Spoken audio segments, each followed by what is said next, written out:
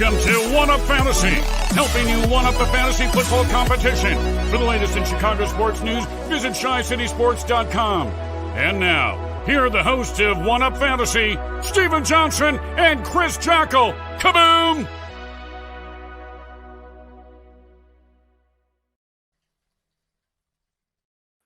What is up, One Up crew? Welcome into an all-new episode of One Up Fantasy here on ChiCitySports.com and the Tape Never Lies Network. I'm Stephen Johnson. He is Chris Jackle. It has been a hell of a week so far, and it's only Tuesday, and we got Thanksgiving ball. The Bears are imploding from the inside out. We don't know if Matt Nagy's fired, and there's plenty to talk about from the fantasy perspective.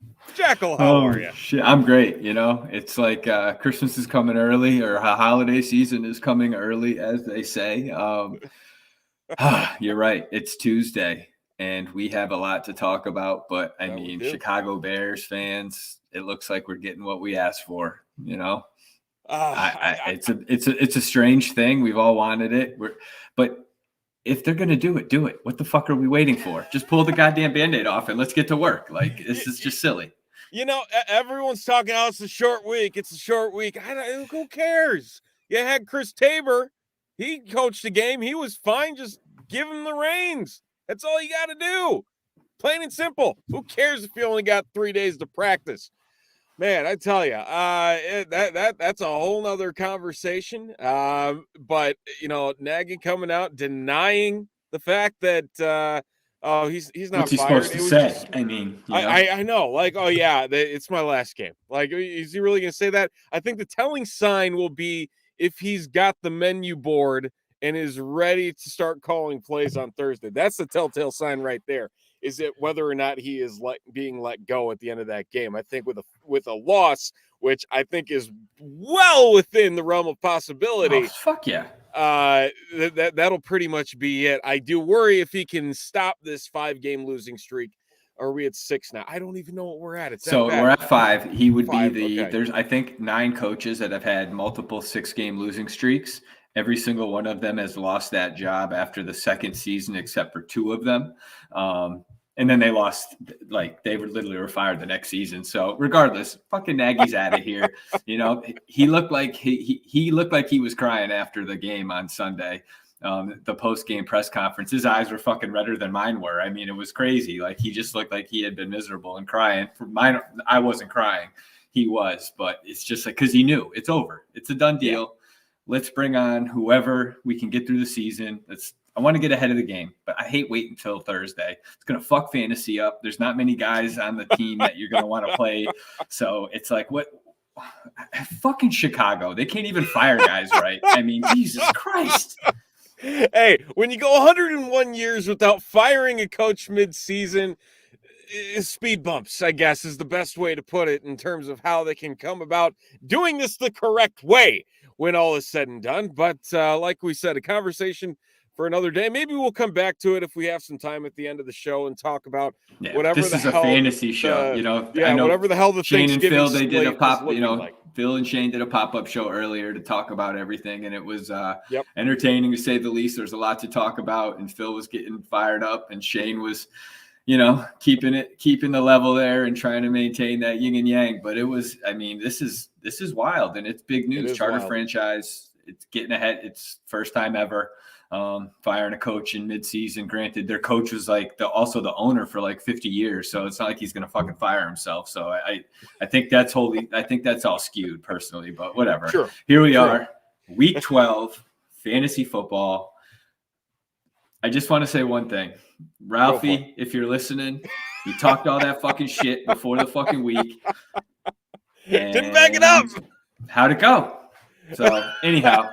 Let's roll into what we got to chat about, man. Let's get going. All right. Well, let's dive right into it. Like we said, we are in week number 12. If you're in a 6-team playoff, you're looking at 3 more weeks until the playoffs take hold. That's 12, 13, and 14.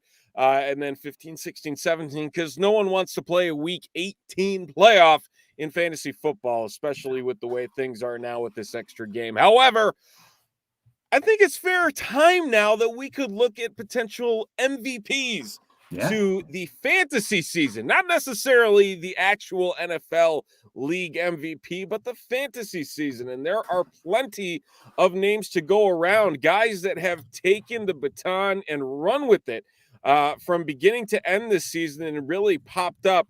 I know you mentioned that you brought up the 10 names. We'll call it 10 names that have really led the way here. Let's start off. If you had to say, this is the guy, this is the one that is leading the charge and is the reason why the majority of the teams that drafted him are going to win their title, who is that guy? Obviously, we'd be saying Derrick Henry. I think both of us would have him on the list as number one as a fantasy MVP. But he is not playing anymore because he got hurt a few weeks ago. So yes.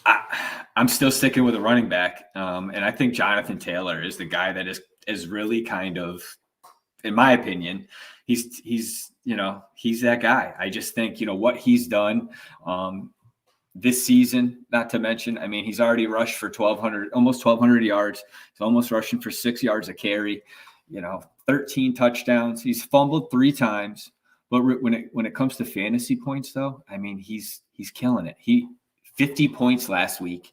He's averaging 33 points in his last 3 weeks, and 21 points a game. Like that's solid as hell. It's only going up from here. I think the Colts with Carson Wentz actually playing somewhat decent football is a compliment to Jonathan Taylor, obviously. But I see Taylor being that guy that is just anybody that has him on their league or on their team in their league is fighting for 1 or 2 seed. I mean, there's Rashad put in the chat. He had 200 points in the last week. I bet you he had Jonathan Taylor. Might have had Eckler too. In our league, there was the same thing. It's Jonathan Taylor or bust right now, and he is putting up monster weeks, week in and week out. There's some other guys too, and we talked about Cooper Kupp, and I'll let you kind of take the floor in a second here. But what do you think about Jonathan Taylor? Taking the running back crown from Henry, but also like the fantasy crown, just doing it this year.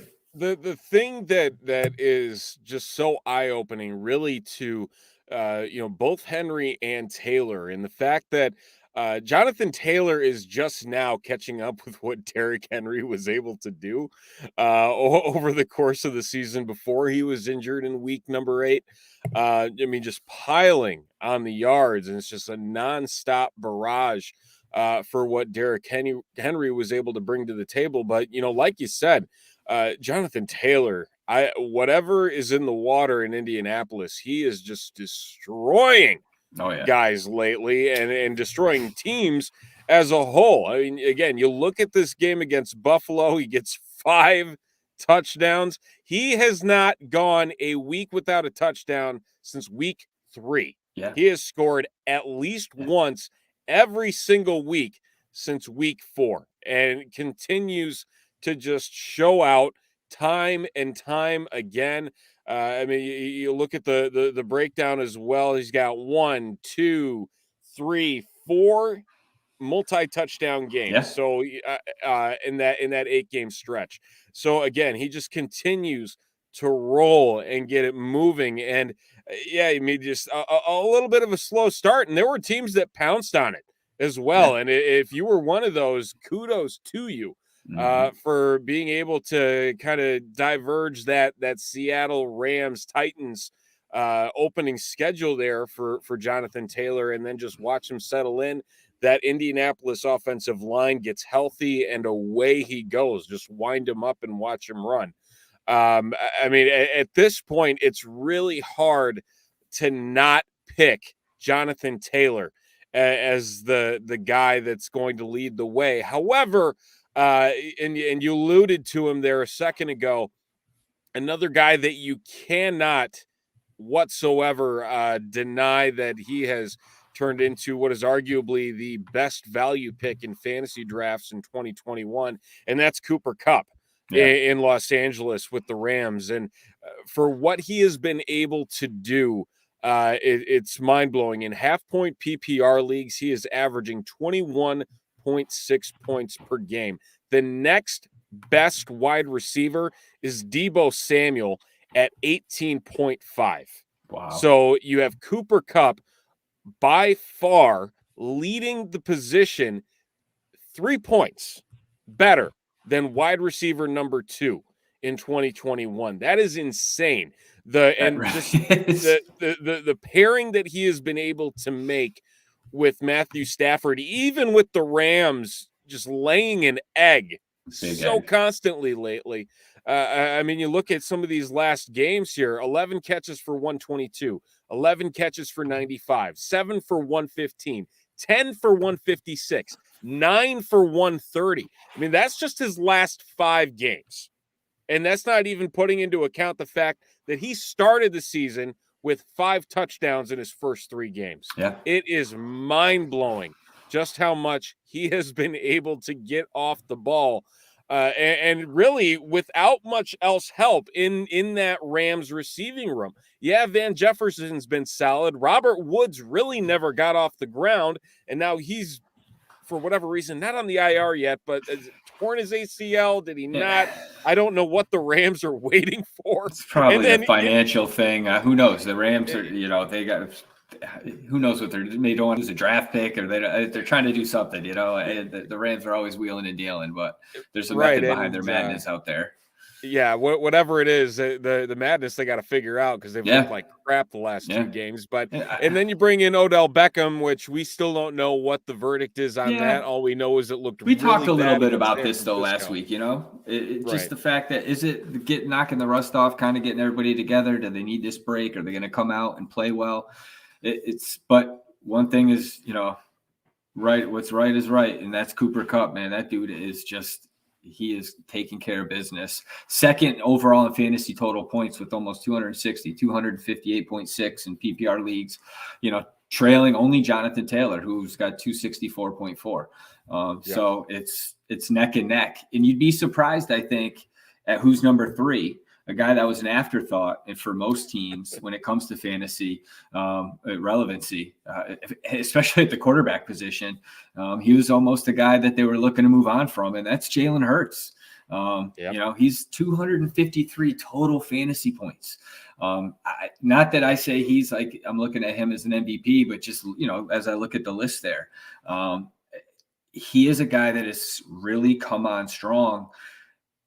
Predicated off, they still run the ball, Sirianni over there. He likes that 3-back set with those 3 dudes. Now that they have Sanders back, does that equate to problems in the running back for fantasy, or is it Sanders now? And Hurts is just going to continue to do well. Devonta Smith and him have a great connection. I think that's something that you're going to see in Philly. Philly fans should be extremely excited with what they have cooking over there. And if Sanders can stay healthy, I just don't think they have the head coach for it over there. But what are your thoughts, man?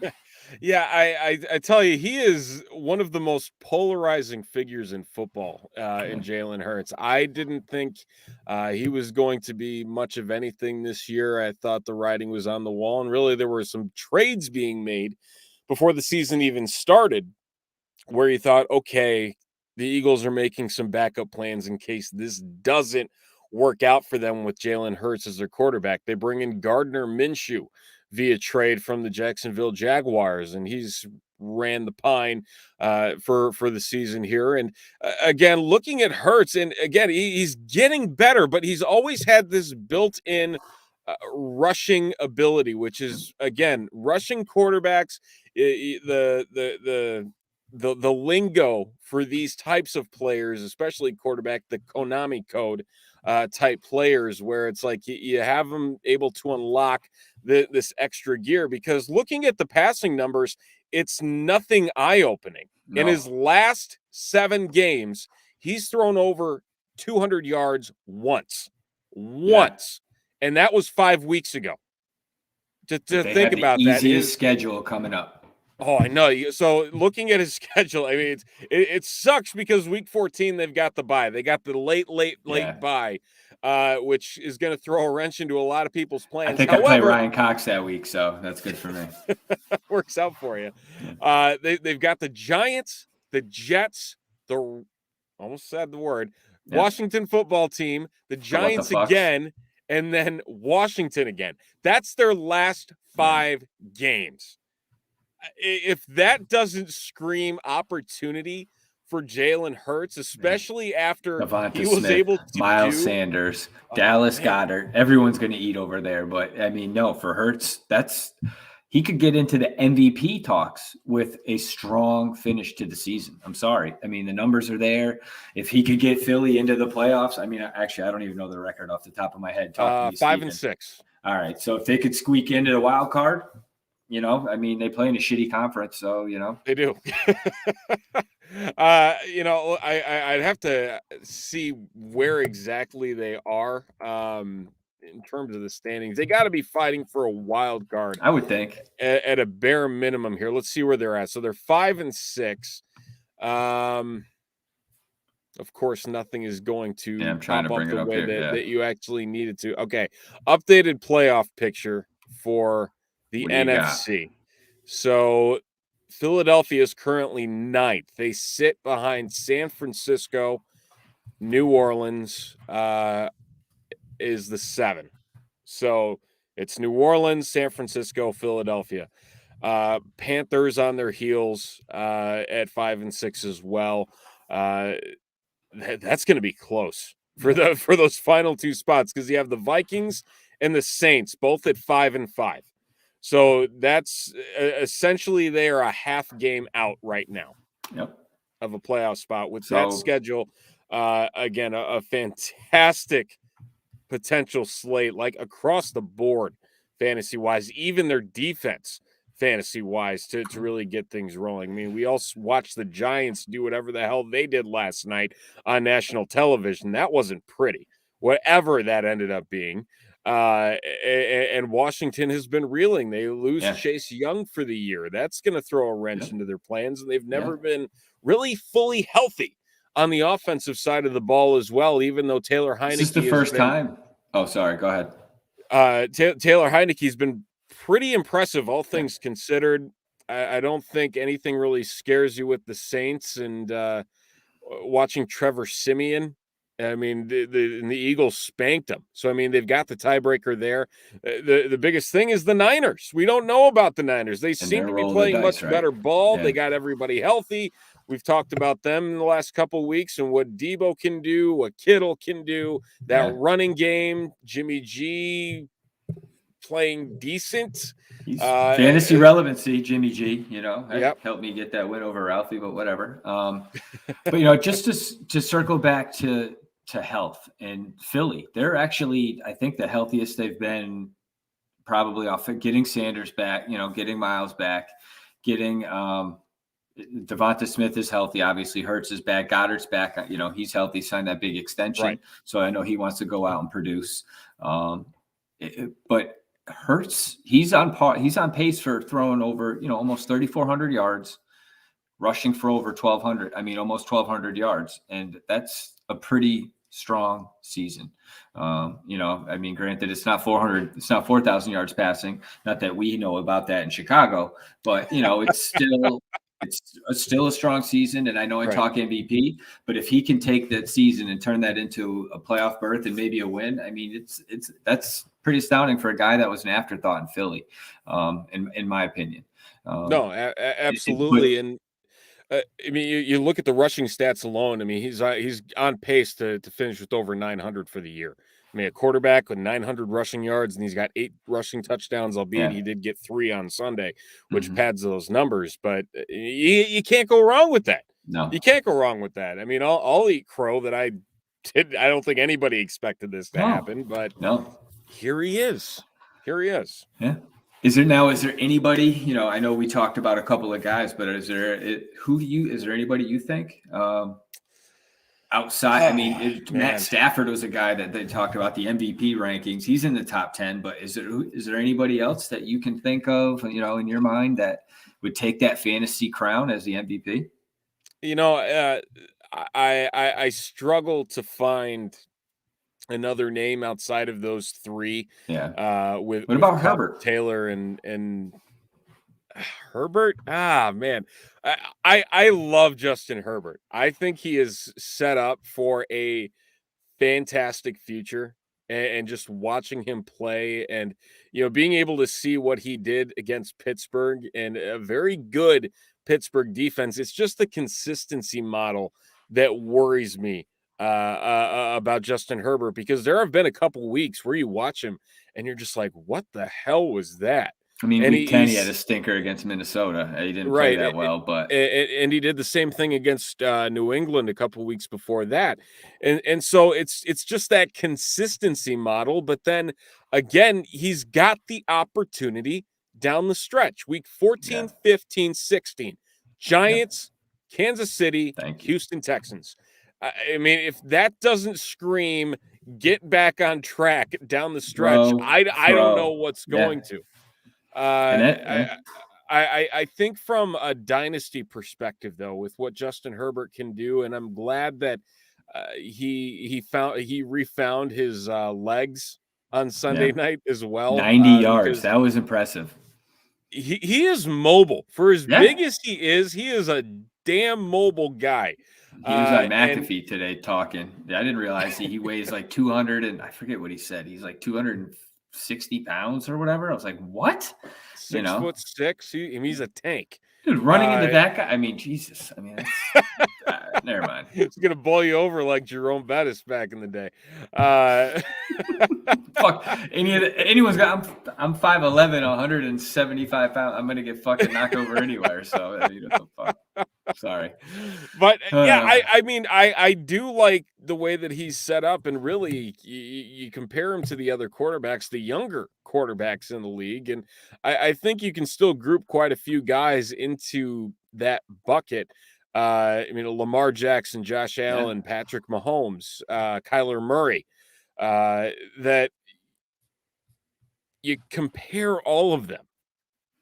I wouldn't necessarily say, I'm going to go for the Mahomes, I'm going to go for the Allen. I might strongly consider Justin Herbert to be that guy if he can just bring up the consistency level and put together just a strong finish to this campaign in his second year, because I mean, really, what's stopping him? So let me ask you a question, Steven. Yeah. Herbert goes, Mahomes is gone, Jackson's gone. Do you take Jalen Hurts next in a dynasty draft? Out of those four?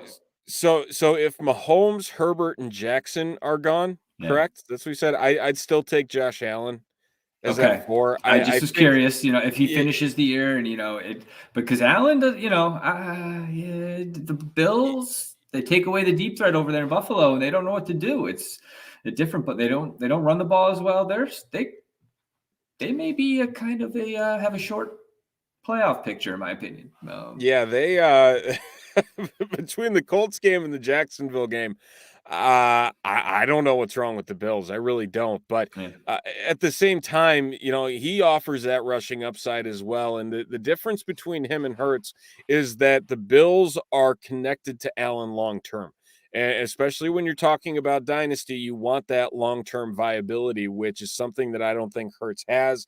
It would not shock me if they start trying to make moves in case they don't make the playoffs and they say, okay, the rushing upside is great with Hurts, but we need to move on to another quarterback that can give us that passing upside with younger players like Jalen Reagor, Devontae Smith, Dallas Goedert, and the entire assembly that they've put together there in Philadelphia. And so that's my main concern, mostly about him. Do I think he'll end up starting somewhere else? Yeah, I think he will. It's just a matter of, do you necessarily trust whether that will happen quickly or, what happens when you end up, holding the bag and the train's left town. And there's nothing you can do when they make a switch midseason and you've spent a high draft pick on Jalen Hurts after the Eagles implode. I guess is the best way to put it. True. No, good point. So with that, I mean, I'd say it's definitely outside of that, though.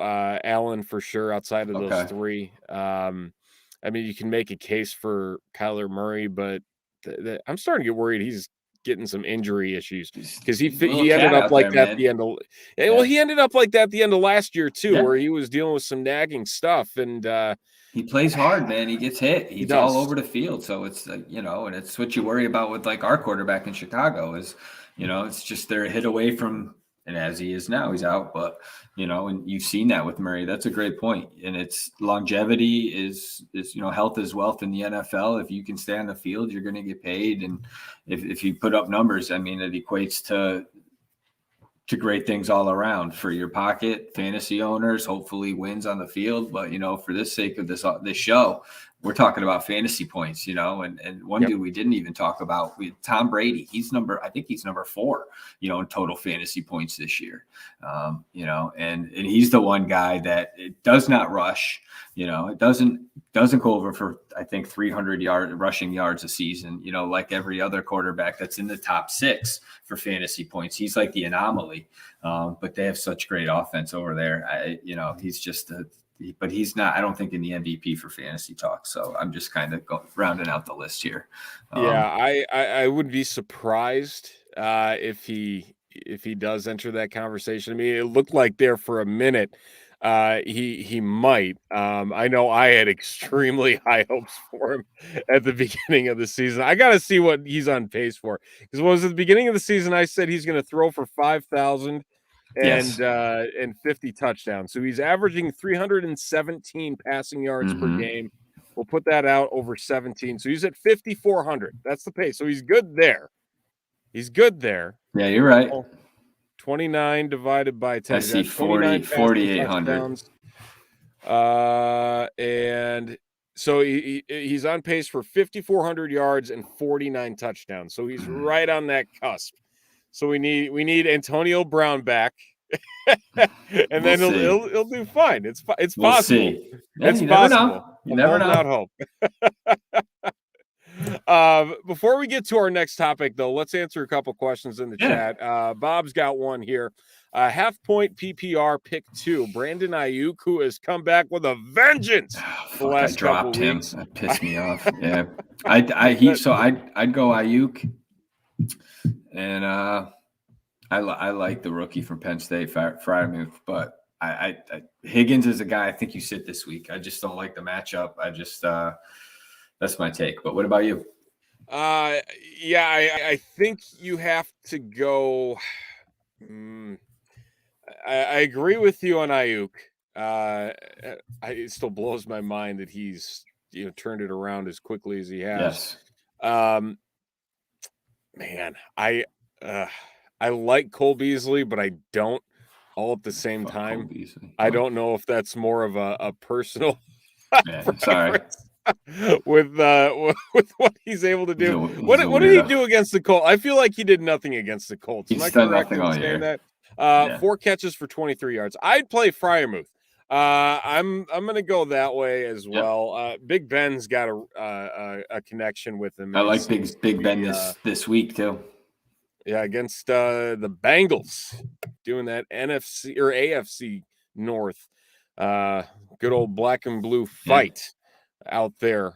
So I believe that's in Cincinnati as well. So it should be a pretty solid matchup there. But I'd say those are our 2 solid picks. You got the touchdown upside a little bit more. Higgins has been really uneven. I wish I knew what was going on with T. Higgins. Fucking Jordan, this guy coming in here with some jokes. Oh, okay, all right, okay. You still got owe us our money DFS for donations guy. to the charity, even though we lost. But oh kidding, man, Jason Garrett needs to be nowhere near Chicago. End of story. Rashad Kennedy. Do you think Mooney will have the same amount of production as last week with Dalton? Yeah. He's my pick to click, man. He's one of my starts that I'm going to talk. I'd go over at the end here, but I like Mooney. I like him I think he's the one guy that's going to do well for us on Thursday. And going up against a Detroit secondary that's and if the Bears don't want to face full embarrassment, exactly, there you go. Steven. There you go. Yep. Next subject is we talk about MVPs. I think it's also time to start looking at sounding the alarm on specific guys that have not been what you would call a model of consistency the last couple weeks, and guys that you might have spent a little bit too much draft capital on, or maybe a little too much of that free agent budget if you do the blind bidding. And so let's talk about a couple of them. Whether or not it's time to sound said alarm on guys, or if they're going to break out of it and figure out what has gone wrong with their play and go from there. So talk to me, Mr. Johnson. Further ado, let's start it off in good old Tennessee. Again, a very bizarre team. There's a couple guys I think we can start here and start talking about. Let's start at the wide receiver position because a guy that, again, was looked at as a third-round pick among ADP is not necessarily bringing that value back when all is said and done, and that is the one, the only A.J. Brown in his third year with the Tennessee Titans. 24-year-old, he gets a little bit of a rib issue in the loss, the shocking loss to the Houston Texans. But here we are for the last 7 weeks. And we'll look at half PPR as the setup here. The last 3 games, he's got 7.3, 2.8, and 6.7 in the points columns. Had 2 big 100-yard games in weeks 7 and 8 against Kansas City and Indy. But he has turned into an absolute ghost as of late. Like we said, wide receiver number 30. Not really sure what's happening with him. I'm afraid to start trotting him out, I think, is really ultimately where I'm at this point of the season. Do you believe that it is time to maybe find an alternative headed down the stretch here for your roster, or are you still putting him out there with confidence that he can turn it around? So I will say this. I traded him for Cordell Patterson when Derrick Henry got hurt, and I needed a running back. And I had Tannehill in another league, and he was killing me because Brown wasn't, like you said, he hasn't really been doing all that well. And Tannehill wasn't doing that, he wasn't producing. So I knew that wasn't working well for Brown. So I made that move, and it's helped me. Granted, Patterson got hurt. And I took a pounding this week with that bum knee or that bum ankle. But, I think it's time to, if your trade deadline is gone, it's probably last weekend. If you got a chance and you want to try to get rid of them to some sorry sap, do that. But it's definitely, I would sound that alarm 100%. I'm with you, Steven. Yeah. Looking at the upcoming schedule here, they are at New England this coming Sunday. Then they're on a bye in week 13, and then they get a nice soft game against the Jacksonville Jaguars in week 14 before playoffs begin kicking in. And he's got a nice little matchup in Pittsburgh that first week. If you're in 16 playoffs, that's not that friendly of a role there. Really, that Jacksonville game is the only thing that really sticks out as a opportunistic situation for him. And whatever it's been, the Titans just cannot get him the ball when he's the only big playmaker on the field. And I mean, you can even kind of tie it back to an extent to Derrick Henry hitting the injured list as well. As soon as he went down, so is AJ Brown. There really Julio has Jones not is hurt been a too, whole lot so going there. It's all on AJ Brown, So it was like, granted, Julio did shit all year, but when he was out there, he still took the attention of the defense. He's still a playmaker. And so AJ Brown is the offense right now. They just cut Adrian Peterson. So it looks like Donta Foreman and Nichols? Not Nichols. Nichols. There's another guy that's high on the priority here for Tennessee. I'll get to it later. But I want to stay in Tennessee for another guy that was looked at. I already talked about it, Ryan Tannehill. He's a guy that was looked at as a top high hopes coming into the season, coming off a great 2020. He was a QB 12 coming into this season. He's had 2 times finishing inside the top 12 for fantasy this season, where he has had, I want to say, 6 times outside the top 15. And so that equates for just a horrible, horrible fantasy take on a guy that they were looking at as putting up pretty big numbers. Granted, as we talked about, and it makes it a little easier on me to kind of talk about this with the Derrick Henry situation. Julio Jones not really being what they thought he was going to be, either just no connection, or he's just hurt, and he's been hurt, just dealing with bum legs at this point, just because he's been amazing for so long. His floor is what it is. His ceiling is what it is. And without Derrick Henry, I think he's a guy that you should look to start streaming quarterbacks if he's your option. But I just thought Ryan Tannehill coming into 2021 was a dude that was just going to have a much better season than he is. You made it easy on me there, but I didn't know if you wanted to. Is there a running back, or is there somebody else that you think even a bigger fall from grace that we've kind of touched on so far? Yeah, there's one name in particular, and I know people are not gonna like me saying it, but man, I'm really tempted to go that route. Do I want to bite my tongue? Do I want to bite my tongue? That's the question. You know what? I'm not going to bite my tongue. Saquon Barkley. Let's talk about Saquon Barkley. Everyone, you got to get him back into the swing of things. He's got to get back moving. How do you look last night? He had 6 carries for 25 yards. I mean, for a yards per carry, it's respectable. But here we are in 5 full games that Saquon Barkley has played this year. His top rushing total is 57. He has not broken 57 rushing yards over the course of the season. Yes, he's caught the ball. That's the only thing that saved him in a couple matchups. Week 3 against Atlanta, 6 catches for 43 yards. And then the following week at the Saints, 5 catches for 74 yards.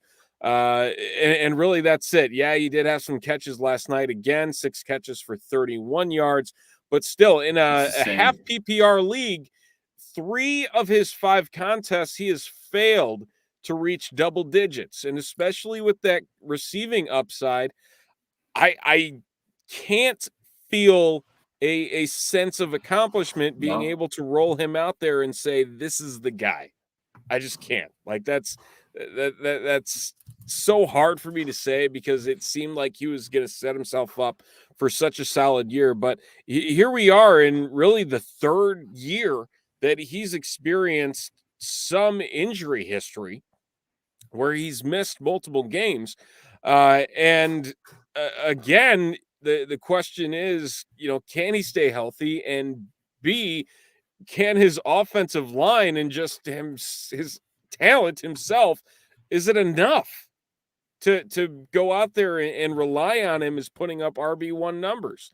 And I tell you, Alex in the chat, thank God I drafted Jonathan Taylor. It's crazy because they were drafted right next to each other. That turn of the 1-2 round turn. Yeah, it was Taylor. Average draft position was 10 for Barkley, so it was 9, 10, 11, right around there. Yeah, you had that bunch. It was Eckler, Gibson, Barkley, Taylor. Like that. It was that cluster of 4, and Najee Harris in there too. But he was maybe a little bit further down. But really, it was that 50-50 toss-up, because if you went Gibson, if you went Barkley, it didn't work out too well for you. Because Gibson's another guy. He's another one. He definitely is. And he turned it around a little bit against Tampa Bay. But again, this is wild. It's absolutely wild just to see this fall from grace. And a guy that has just not been able to really piece it all together. They have 3.7 yards per carry average this year. Like that's not going to cut it. It just isn't. He'll be better next year. I think, I hope anyway. It's just you hope he was so good, fun to watch.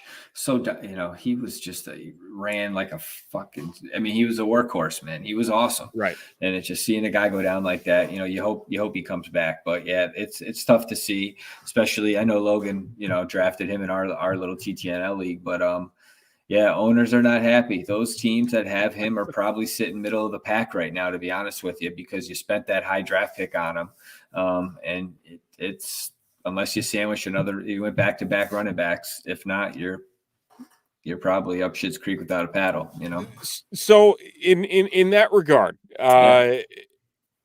if you have him, are you still starting him and just saying, he's Saquon Barkley, he can go off? Or if you have two solid options, two guys that are more or less a guarantee the floor is going to be there at a low-end RB2. We're like, I'm going to throw some names out here for you. Okay. Let's see. So let's say that you had Darrell Henderson, James Robinson, and Saquon Barkley. Which two are you starting out of that group? Henderson. What was the second one? James Robinson. I don't like Robinson, but I think kill him. I'm going. You know what? I'm going both of those guys. I'm sitting Barkley there. That's kind of okay. Yeah. Okay. Let's go a little bit further down the list then. Okay. Leonard Fournette. Okay. Or I'm trying to find a sneaky name here. Leonard Fournette or David Montgomery. I'm starting Montgomery over Saquon. Wow. Okay. The proof's in the numbers, though. It's like at this point in the game, if you're fighting for a playoff spot, you're not going to just hope on a prayer, hope and pray. It's like you need to go with some sort of history, and you need to look at the stats. And with the two, November Lenny's around, playoff Lenny, it's starting to happen. So it's like that's a dude that you're going to want to probably try to get out there in your roster if you have him, and put him in your flex or your RB2 slot, and you're putting RB1 David Montgomery there. That's how I'm looking at that right there. What about you? So I would agree with you on. I love James Robinson. I'd flip-flop with you.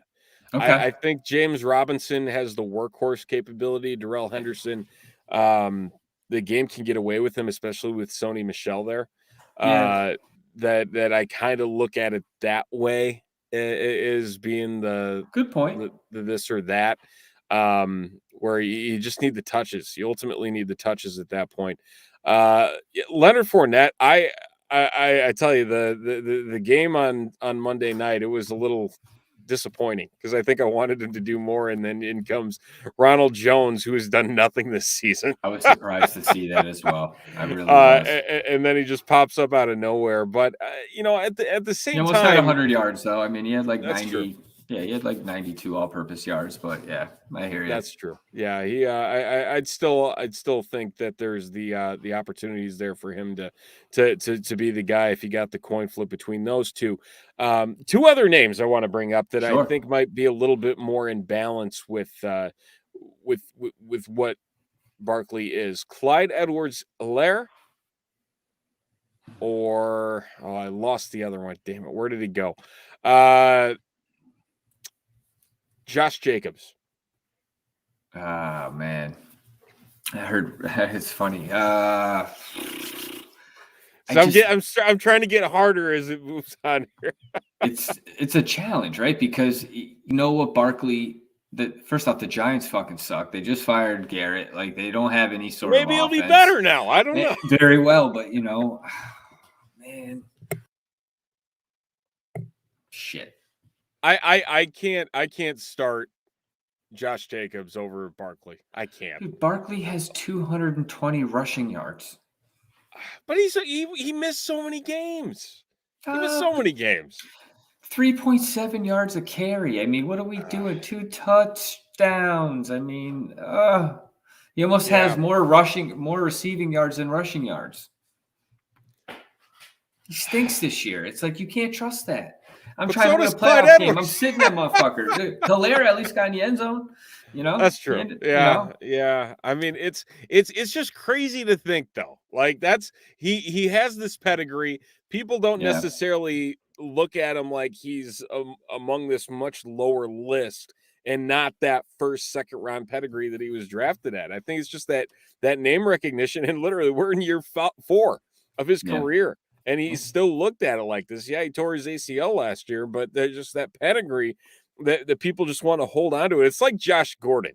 Everybody remembers that one really good year he had, and it doesn't matter how many years pass, they think he's just going to find that magic all over again. He's 33 now and floundering with the Chiefs. Like, that was amazing. That was an amazing year. Gotta say. It's going to be the same with Barkley in 10 years at the rate things are going. Yeah, you got a point. I don't know, man. It's tough, but yeah, Barkley that's a good call though, and a guy that a lot of draft capital was spent on, and he just has not produced for you on a fantasy level. It's shit the Giants too. I mean, it's just all around bad. It sucks for Barkley owners. But I'd like to stay in the same conference. You already said his name, but Antonio Gibson. He was a guy drafted in the top 20. He's an RB 22 at this point. His last 3 weeks, he's had 20 fantasy points. I mean, that fucking awful. He's got too bad he's got a shin injury, and it's tough to be a running back if you got a bum leg. But at the same time, he's got McKissick sniping, targets, so he's losing there. At that ADP, where if you're drafted like 12th, like we talked about, or in that top 15, when we talked about like the Giant, like you lost out. Gibson, Eckler, the 4 we just mentioned. We talked about 2 of them already. It's just he's finished outside the top 24 5 times this year, and he's missed, I think, 3 games or 2 games. So like it's not a good look for him this season, and he's a guy that I think just it's sounding the alarm.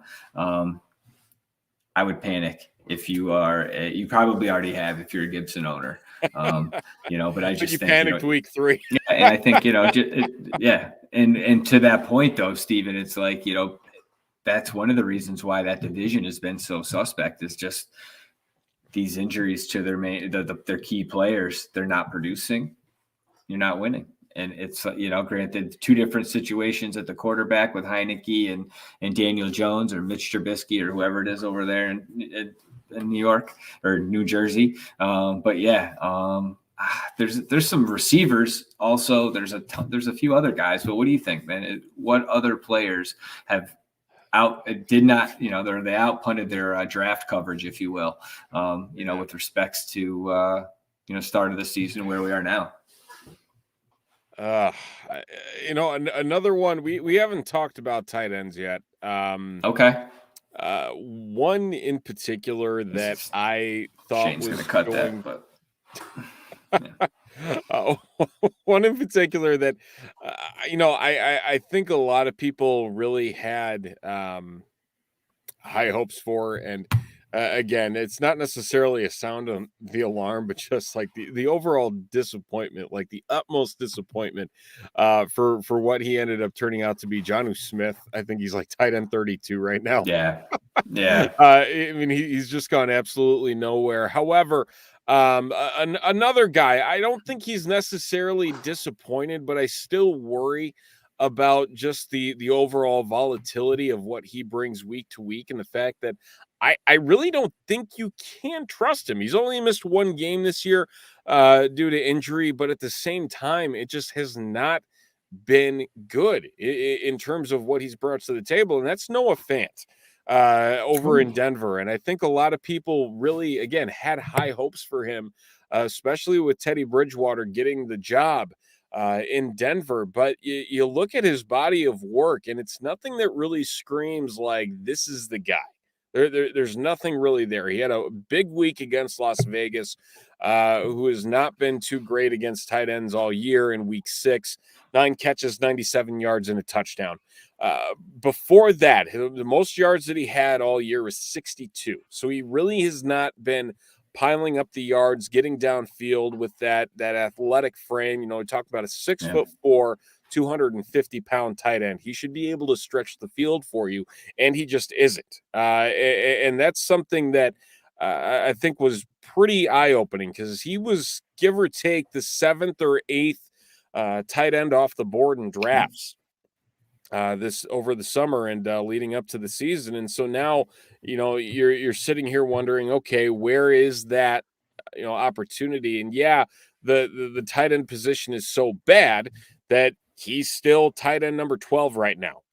So there's still that, okay, maybe he can put it all together here. He can figure it all out. But on a points per game basis, I think he's a little bit lower than that 12th. He might be in like the 14, 15 range. Okay. But at the same time, like it's like, okay, if he isn't going to get it together now, when is he going to get it together, especially with as busy as that offense is? You have Jerry Jeudy, you have Cortland Sutton, who's just signed to an extension, Javonte Williams, Tim Patrick, the names. And so all of a sudden you go from, here's a guy that you might be able to rely on as a solid second option to, okay, maybe he's the third or fourth option at best because of what these wide receivers are able to do in terms of separation. And so that's the big question for me. And the thing I'm really starting to get worried about in terms of that consistency. I don't think he's a guy that you can confidently march out there and say, yeah, the tight end position sucks, but I can send this guy out here and he should be able to get me double digits in the right matchup. Noah Fant. Yeah, it's with those weapons, you'd think he'd benefit from that. I think, Steven, you're hitting the nail on the head there. I will say quarterback play plays into that a little bit. He had high hopes. I've seen him get kicked around in some trades earlier this year. People did panic, and you could see why that was happening. Right. Right. And I had a guy that I thought was, he made the list for what he did last year, and this year, I think it speaks to the expectations. The team is doing well, but that, in Buffalo, but Stefan Diggs, wide receiver 3 last year, wide receiver 21 now. He's had 0 games this season with 10 catches. He did that 5 times last year. He's only broken 100 yards once this year, doing that 7 times crazy. Last year, but he's had, what is it? 1 game under 10 points and 1 game over 20. So he is right in that middle of like sweet spot, averaging 15.6, so that's not bad, but you were expecting, getting those Davante Adams numbers coming into the season when you drafted him. So not that you want to sound the alarm, but he's a guy that, you probably are looking at, every time you go to do your matchup, or you're looking at your projections and you're like, oh shit, just, it reminds you're like how tough he's doing. So, I just felt that was someone to throw on the list as we're talking about it. But I didn't know if there was anybody else, if you wanted to talk about some waiver wire or some glitches and cheat codes. Where are you at, my man? Let's get into some waiver wire fun to wrap up the show. We got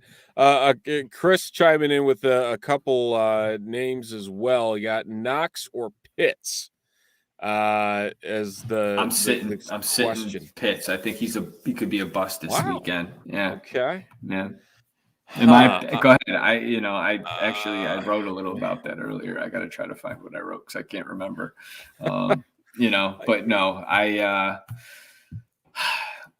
like Knox out of those two, just because he's healthy, his hands feeling better. It was, the more he's playing, I just think he's a guy that he was playing really well until he did break his thumb or a finger. But it's not like he can really catch well with a busted thumb, but that's true. I feel like you would rather go with Pitts over Knox. I do, only because of the matchup this week and the fact that Kyle Pitts is going up against Jacksonville. I mean, if he can't get it done against Jacksonville, I don't know what to make of that entire Atlanta team, because they have looked like pure puppy shit the last couple weeks, and it has not been pretty. whatsoever. I just think but Matt Ryan has been so shit. Like, speaking of puppy shit, Matt Ryan has been so bad. I just don't know if you can really trust Kyle Pitts this year, like moving forward. I mean, yes, he could go off, but I think your play on Atlanta is Patterson out of anybody, just because they know they got to get the ball in his hands, just because he can do it all. Yeah, that is true. It's tough. I mean, I think they're neck and neck.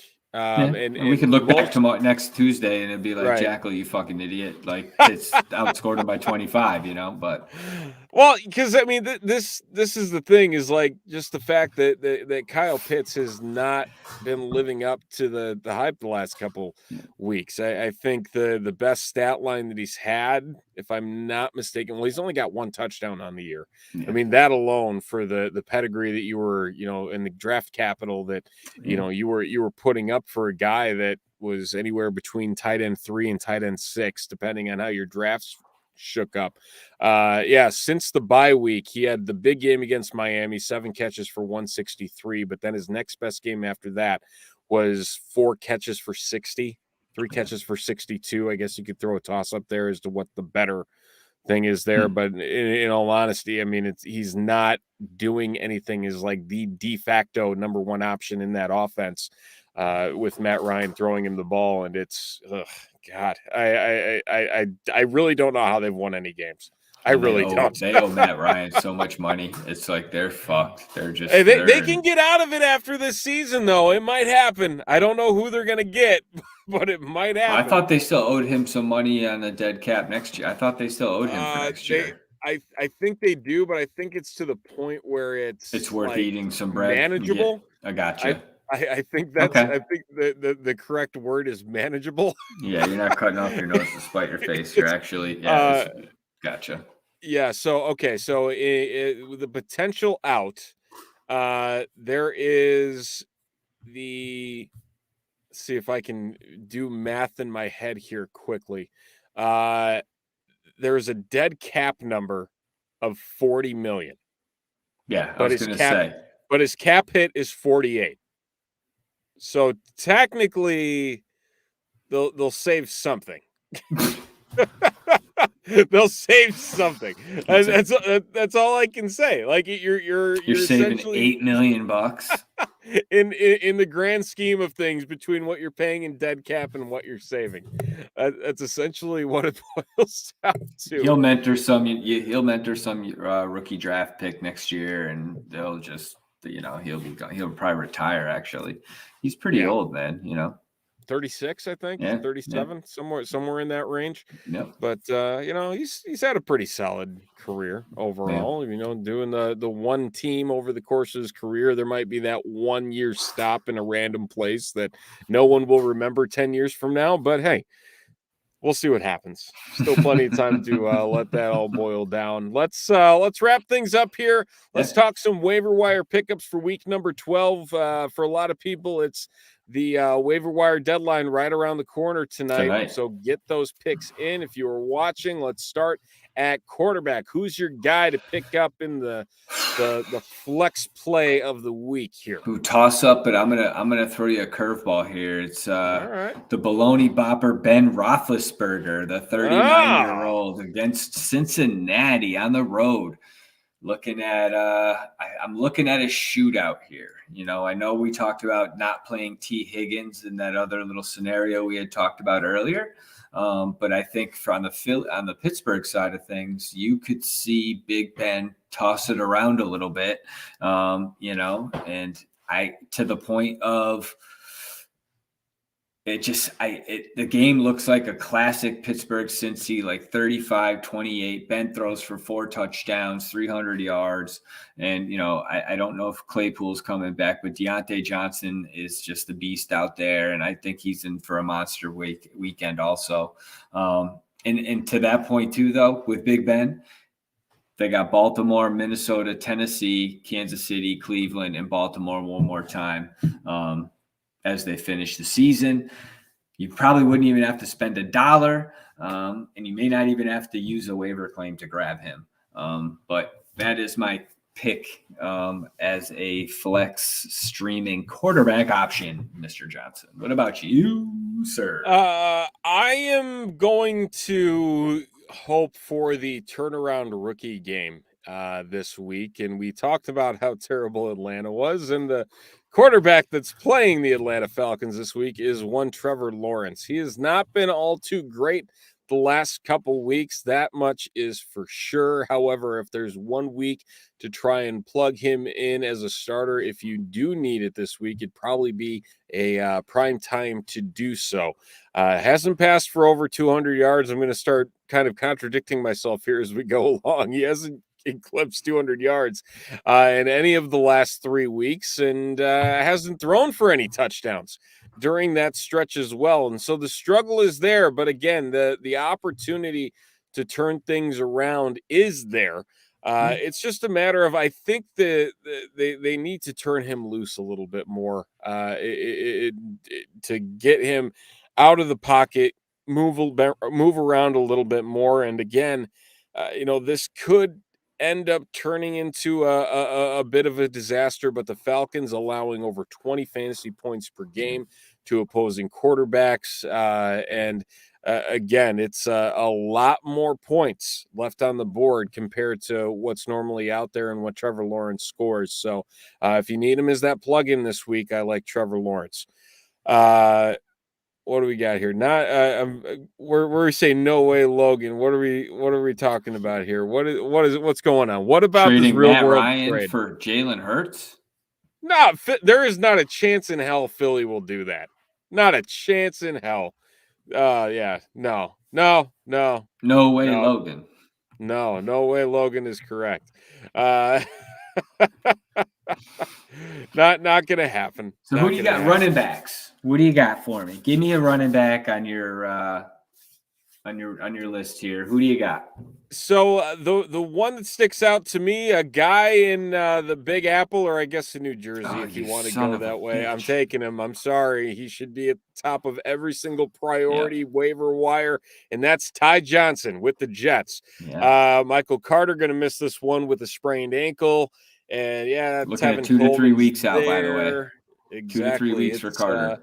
Opportunity, everything coming up Millhouse for Ty Johnson. And again, everything that Carter has been able to do in this offense, that immediately pivots over to Johnson. There was a stretch there where he was putting up double-digit weeks at quite a decent pace, and now he's got an opportunity for some bell cow work against the Houston Texans. So really like the opportunity there for him to turn it up, and really great play this week at running back. How about you? Yeah. Well, you took my guy, you big jerk. I'll go here. down. I'll go further down the list. I'm teasing you. But so I'm gonna stay in Houston, and I'm gonna say David Johnson as the guy rostered 34% of the leagues. They're coming in a great matchup against the Jets. I mean, we're talking against, just flip-flopping here, but number one fantasy points allowed to opposing running backs. It looks like David Johnson is going to eat this weekend. I think it should be good news for him and Rex Burkhead. Johnson had 16 touches last week against Tennessee, and he had 3 catches as well, but he only got 5 PPR points. So, but to that point, we're at the point where you're trying to deal with an injury, a bye, or a fucking bullshit COVID test or something that's just, a guy lied, who knows? But, David Johnson's a guy you could get out there, really light on your budget, probably worth 5%, if that, or 5, it won't be much. But, he's a guy I think you could go grab if you needed a running back. All right. Sir. Wide receiver, where are we at?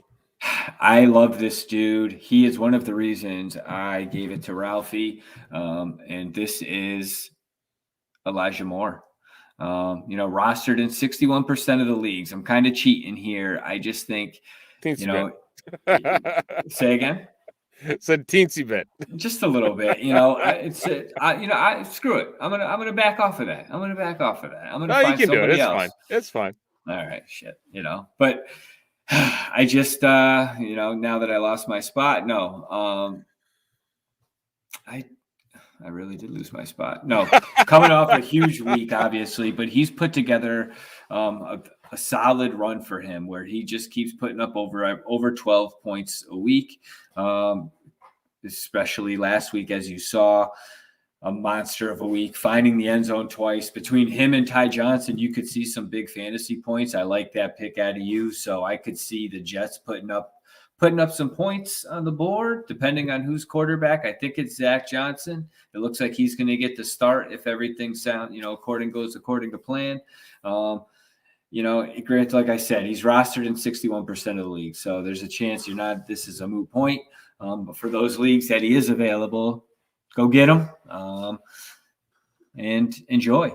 I kind of cheated there, but I like that pick. So, but what about you, man, over at the wide receiver spot? There's a couple guys that I really like this week. I'm gonna go with the Thanksgiving play here. I think that's the route that I'm taking, and that's going to the Big D in Dallas and Cedric Wilson Jr. You got Cooper out again with the COVID, CeeDee Lamb probably not playing with the concussion. And so that leaves Michael Gallup on one side of the field and Cedric Wilson Jr. on the other. Did drop quite a few passes, but he still had 7 targets on Sunday against Kansas City. Vegas doesn't really require a whole lot of thought to say, okay, this is a situation where he might not do that well. No, Cedric Wilson is set up for what could potentially end up being a 8, 9, even 10 target week if it does get into a pass happy game between the Raiders and the Cowboys. And Cedric Wilson living on the outside there across from Michael Gallup. Gallup, another really great play this week. Yes, sir. Good Unfortunately, call. can't pick him because he's a little bit higher on the roster list. However, can't discount Cedric Wilson as a streamer play this week on Thanksgiving Day. Tight end, the ever cesspool pit of a position. Man, there's 2. I'm not going to go to Dan Arnold this week. I feel like I've been down that road numerous times. I'm not going. It's a good call though, because he just keeps producing. I know. I'm gonna go. He have 0 points last week.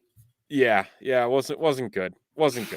I'm gonna go with. Let's head to Washington. Let's head to the DC. Logan Thomas, coming back officially off the IR this week, taking on Seattle, who has been giving up yardages in chunks. It's not necessarily a situation that you'll need him to score, but we all know that Washington has struggled to get pass catchers healthy.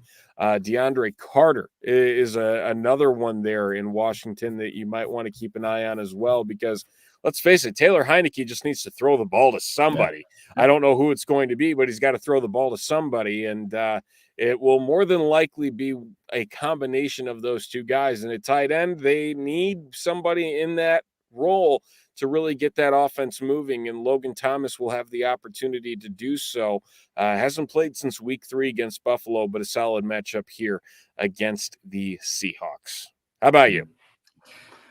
So we had Andy, Mr. Troutman go down over in New Orleans, right? So Juwan Johnson is a guy that you should look to possibly grab, rostered, and pretty much in no leagues. So you can get him at any chance you can. I think he's somebody, granted you're dealing with Trevor Siemian, but he's a guy that is going to be a target, safety blanket, security blanket, if you will. Not saying he's going to do all that well, but if you're hurting and it's a deep league, tight end has obviously been a need for many teams in this fantasy season. If you don't have one of those top 8 guys, but you could also look to grab Austin Hooper, who's rostered in 20% of the leagues. They're playing Baltimore, and I hate to say it, but Cole Kmet could actually be a play here. Again, rostered in 27% of the leagues. Favorite target of Andy Dalton? Who knows? It may happen this Thursday. Give one for the old Matt Nagy on his way out the door as he goes and cries in his car driving home. And we move on here. But, that's how I'm looking at tight end. It's kind of slim pickings out there. all the good guys have been gotten, if you will. And you have to do something to make something happen. Make a pick, stick with your gut, and hopefully you can live and talk shit on Monday or Tuesday. And that's what we're doing here. So, Juwan Johnson, he had that week 1 game where everybody kind of panicked and was like, "Oh, he's going to be a portion of that offense." Then he did nothing for the rest of the year up to this point. He'll have the opportunity. Tyler Conklin is another guy that's still sitting out there and seems to have carved himself a role in terms of getting some consistency in targets, especially in the red zone. Like you said, it's starting to get really, really slim. Yeah. In terms of what is available out there and how it all works out. But again, we're at that point in the season. That's ultimately what it comes down to. I don't think it's fair to say you're going to find a saving grace just sitting on the waiver wire, waiting for you to just pick him up and carry into a championship this late in the season. Ty Johnson may get you to the playoffs. So if you lost Derrick Henry and you needed a running back, you may be able to get him, and he might be able to help you out this year, in the stretch run. Yep, absolutely. It's very possible with the way that Jets offense has gone about the season. One thing on the defense front, in terms of the plug, and we're going to tie this back and bring it full circle to how we started the show, because I see Charles's comment in here. Are we hoping for a Bears win or a Bears loss? If you are in a pickle, do you play the Bears defense against Detroit? Yeah, I mean, I'll be honest. I did throw in. I put a claim in for the Bears defense before we hopped on the air here. I wouldn't mind streaming them against the Lions. It could be a 2-0 game, but at the same time, that's fantasy points for your defense. What about you? Yeah, I am curious because, I mean, if the Bears can make Tyler Huntley look as good as they did, what are they going to do? Yeah, but how many sacks did they have? I mean, they did. They didn't give up 20 points, so you didn't get killed on there were teams that did very well, with Bears if you played them last week against the Ravens. With once Lamar Jackson was out, people grabbed him and tried to make that play. And it paid off to some extent. So I guess in terms of how this boils down, though, because apparently looking at Jared Goff as a game time decision, does that change your mindset in terms of should you not, in terms of rolling out the Bears D? Because they both fucking suck. Tim Boyle or Jared Goff. They're one and the same. Boyle had 1 touchdown and 8 receptions at UConn when he was here and turned that into some FBS, some FC, I don't know, some Division 7 school, and ended up being Aaron Rodgers' backup. Probably has an uncle who's a referee. That's how he got the job. Who knows? But here we are. Yeah, it's definitely, and really even looking at Jared Goff and his the rate that he has taken sacks as well. His last 2 games that he's appeared, 4 and 5 sacks respectively. He's been sacked at least 4 times. 4 times in his last 6 games. So again, it's definitely an opportunistic time there for the Bears defense to get back on track, even though there are a lot of people hoping for a Bears loss, and then that is the final nail in the coffin. It's already done. Nagy's gone. I don't think anything matters for Thursday. They just couldn't fire him on a short week. It would have been too chaotic. They just had, that's the only reason why I think they didn't do it on Monday, just because of the short turnaround, and they're going to do it on the long break as opposed to the short one. Yeah, it's just, tough. It's just tough to watch this unfold. Yeah. If it is true in terms of the reports that he's gone regardless, it's like we mentioned off the top, for a franchise that's never done this before, this is a hell of a way to do it. Start off right. Let's make the slow play fire for the 96-hour fire, Yeah. I saw you answer this one in the chat. We have I think Mooney, Williams is hurt still. Am I right? Williams had the long touchdown on Sunday night that won the game for him. That's right. Against Pittsburgh. That did in 2 of my fantasy teams over the weekend. Oh. So you know what? Screw Mike Williams. There you go. Rashad Bateman, he's an interesting play. Did I just take that off? Sorry. Yeah, I kind of lean. If they get Lamar Jackson back, as long as he's not sick, that's not I just think Mooney is turned the corner. The target share, statistics just to me are showing Mooney is on this trajectory that is he had wild. 16 targets on Sunday. Yeah. He had 16. And he had 13 the week before, right? Let's see what he had here over. So last 3 games, he's gone 16, 6, and 9 in terms of target share. So, but I mean, he's making moves. He's doing what he needs to do with the ball. Yeah, I'll go Mooney too. I'm slowly talking myself into Mooney as you're offering that up, and I think we're on the same page there. If he gets 10 targets Thursday, I mean that should be 75 yards. Should be. If you throw a touchdown in there, then you're looking at a beautiful day. Yeah, keep Murray. Don't drop Lamar Murray. Don't drop Murray. Latavius Murray.